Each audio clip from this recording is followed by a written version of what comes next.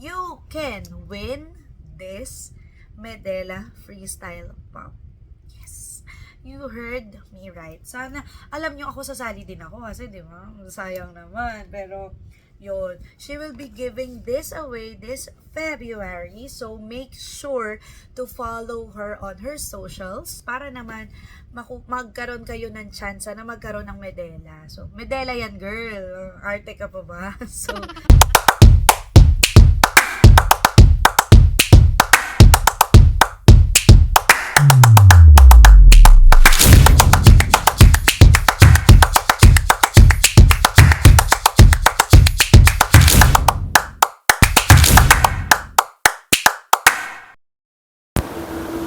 Hi guys! Para sa mga bago sa channel na to, I'm your Mars Pauline and I do have 4 kids. So this channel is more on motherhood, parenting, travels, food, and everything in between. So kung ganon ang klaseng content na gusto ninyo, consider subscribing onto this channel. And syempre, hit that notification bell na rin para ma-update kayo kapag nag-upload ako.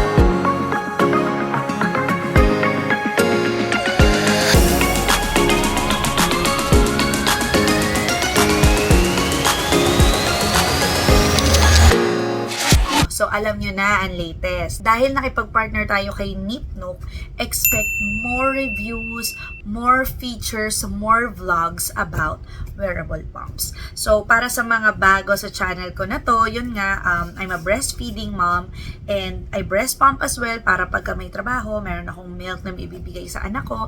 And I have joined numerous, talagang ang daming groups na mga wearable pumps. Pero ang talaga nag-stand out sa akin is the Wearable Breast Pumps PH at saka ang Nipnook na platform. Nipnook, led by Mommy Rachel, is a platform for breast pump reviews and all things motherhood. She aims to provide quantifiable and reliable reviews so moms can make more intelligent decisions in buying breast pumps. Check out her Facebook and Instagram pages for more information. Kapag may mga questions ako, or syempre hindi naman tayo matalino na talagang lahat alam mo, di ba? Bilang nanay, kailangan lagi kang natututo. And with these two groups, sobrang dami kong natututunan sa kanila. And what I love about Nipnok is, yung wearable breast pumps kasi it's a group. So, maraming mommies, nag-i-interact kami kung ano yung mga maganda, ano yung dapat gawin, mga ganun. Pero ang Nipnok platform kasi siya wherein talagang real talk. Alam mo yung nakakatuwa si Mommy Rachel kasi pag nagre-review siya, minsan, na-review ko na yung gamit, yung pump, pero parang, ay, oo nga, tama siya. May ganon. At saka, ang gusto ko sa kanya, wala siyang pakialam sa brand. Pag sinabi niya, real talk talaga, pag sinabi niyang pangit yung pump na yun, kahit na sikat yung pump na yun, wala siyang care. I-rate niya yun as per kung ano talaga yung karapat dapat ibigay doon. So, ang dami ko ng chika. So, kung ako sa inyo, kung breast pumping kayo, breastfeeding kayo, or gusto nyong magsimula sa pag-breast pump nyo, feel free to, alam nyo yun, join na agad kayo sa group na Wearable Breast Pumps Philippines at saka follow nyo na si Mommy Rachel. O, diba? Hindi lang si Teacher Rachel, si Mommy Rachel sa Nipnok, sa iba't iba niyang social medias. So, let's cut this long story short. Ito na talaga ang ating review. For today, at ano nga ba yung i-review nating pump? Ito ay ang, Medela Hands-Free Freestyle. So, sobrang kinilig ako kasi nung in-offer ko yung, nag-offer ako ng sarili ko kay Mommy Rachel, iba yung ine-expect ko na item. Tapos sabi niya sa akin, ayaw mong i-try muna for our first vlog si Medela. Oh my God. Everybody knows that this is, alam mo yun, diba? Speechless na lang ako. Pero sobrang yun nga. Thank you so much, Mommy Rachel, for pagpapahiram nitong pump na to para ma-review natin at maka-reach pa tayo ng maraming mommies. So, let's start. Sa pagre-review na ito, bibigyan ko lang kayo ng 3 positive na nakita ko sa pump na to at 3 hindi ko masyadong nagustuhan sa pump na to. The rest, pwede kayong magpunta sa Nipnok kasi mas mahaba at mas detalye yung mga reviews na binibigay niya. So, ano nga ba yung pinakaunang nagustuhan ko kay Medela? Pinaka nagustuhan ko talaga ay 3 parts lang yung cup. So, eto siya. Para meron tayong demo. Kasi demo is life. Nung una ko siyang nahawakan, medyo ninervyos ako kasi kakaiba yung valve niya. Look at that. And parang feeling ko, pag nasira ko, ginto. So sobrang naging gentle talaga ako sa paghawak ko sa kanya. So, yeah. This is the valve. This is the, tawag dito, shield, cup. So, ayan na siya. 1, 2, 3. Akala ko dati, yuhad dyan na yung pinaka-konting parts. Tinalo siya ng Medela. Like, sobrang pinagsama kasi nila sa isang part lang yung diaphragm at saka yung valve. And how you set it up, ito muna. Diba, gentle pa rin. Habang ginagalaw ko kasi, alam mo yung may kasama kang nervyos, baka masira mo. Hiniram mo na nga lang, pinagbayad ka. Ne, pero, yeah, that's it. Ayan na siya, oh. So, makikita nyo yung, ayan, oh. Diba, sobrang snug, sobrang fit nung valve doon sa pinaka ganito. Kaya, feeling ko, ito rin yung rason bakit number 2 na nagustuhan ko. Ang ganda ng suction niya. So, pero dito muna tayo sa number 1. So, 3 parts lang siya. Yan. Sobrang dali niyang i-assemble. As in, sobrang dali niyang i-assemble. Second thing na nagustuhan ko sa kanya, pag isinuot mo siya, dahil sa design niya, na pababa and then pabilog dito, it really looks like a breast. Diba? It looks like a breast talaga. So, pag isinuot mo siya, hindi mo siya mapapansin. Kasi, merong ibang brands na kapag suot mo, sobrang ang ganda niya, ganyan, kaya lang malaki. So, pag naglalakad ako sa grocery, napapa-second look yung mga tao, parang ano yung suot niya? Parang ganon. So, with this Medela, sobrang ganda ng fit niya, hindi mo talaga mapapansin na meron kang pump. Or hindi mapapansin ng mga tao sa paligid mo na meron kang pump na ginagamit or suot-suot. And number 3, minention ko nga kanina ano yung pinakagusto ko sa kanya, ang ganda ng suction niya. Isa siya sa pinakamagandang suction talaga. Like, nung una, 1 week kasing pinahiram sa akin to ni Mami Rachel. Nung una, medyo nag-aano ko, parang, bakit parang hindi niya nakukuha yung output ko dun sa isa kong ginagamit na pump. So, I gave it 3 days, and pagdating ng ikatlong araw, boom, talagang, ayun na, nakapag-adjust na siya. Actually, nalagpasan pa niya yung output ko dun sa iba kong pump. So, ang ganda ng suction niya, sobrang banayad lang, gentle lang siya, pero makikita mo na yung output talagang todo. Bukod sa aking Imani na pump, ito lang ang nakapag-drain sa breast ko. So, that being said, yon yung tatlong nagustuhan ko sa Medela Freestyle. So, tapos na ang pros. Ano naman yung mga hindi ko masyadong nagustuhan sa pump na to? Number 1 is kung paano siya itayo. Diba? Ang liit na bagay, pero kasi nung una ko siyang ginamit, tumapon yung milk ko. So, kasi po, di ba kapag nagpa-pump tayo, kumari ito yung mesa. Yan yung mesa. Ang usual na gagawin mo, pag hugot mo sa kanyang ganyan, ilalapag mo. So, ganon ang ginawa ko. Nilapag ko. Paglapag ko, gumanyan. Naloka ako kasi ang dami ng gatas. Parang halos puno siya. So, paglapag ko, imagine, wala siyang cover. Wala siyang cover dyan. So, lahat ng gatas ni Madam, tumapon. Ayan o, ganyan siya. So, how you know, after using it, how do you properly stand it? Stand ba? Tama ba sentence ko? Basta yun, kung paano siya itatayo. Paganyan. Paganyan, mothers. Okay? Paganyan. Huwag kayong gumaya sa akin. Kasi talaga nang hinayang ako sa gatas na tumapon. So, medyo nanibago ko kasi with all the pumps that I use, paganyan. And hindi ako nagkakaproblema. So, this is the only pump na nakita kong ganyan pala siya itayo. Girl, o yan. So, that's the first thing na hindi ko nagustuhan sa kanya. Wala siyang cover dito. Tapos, kakaiba mo siya papatayuin. Ikalawang ayaw ko, all of us know that Medela is very expensive. Yes, very expensive. Bakit very expensive? Kasi, ang price nito ngayon ay nasa 28,000 and 28 to 25,000.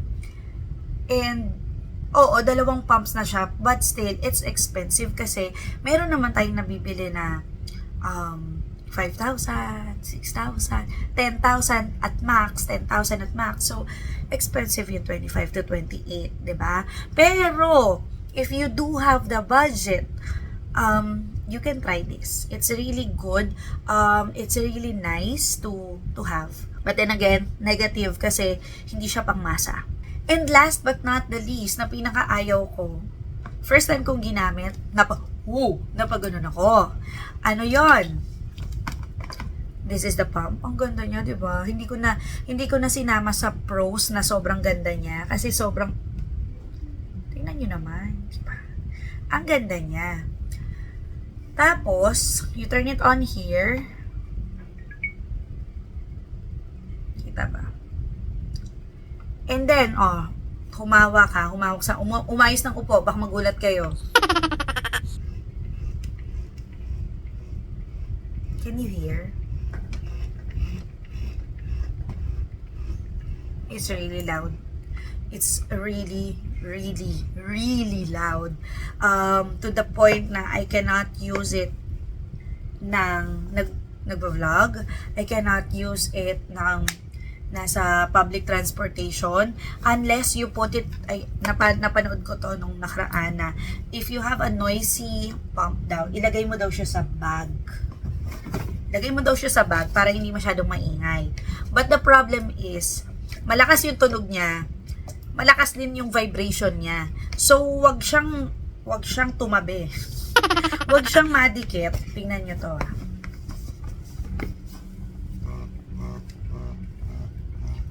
Lakas niya. Parang ASMR. Ang lakas niya. Ang lakas niya.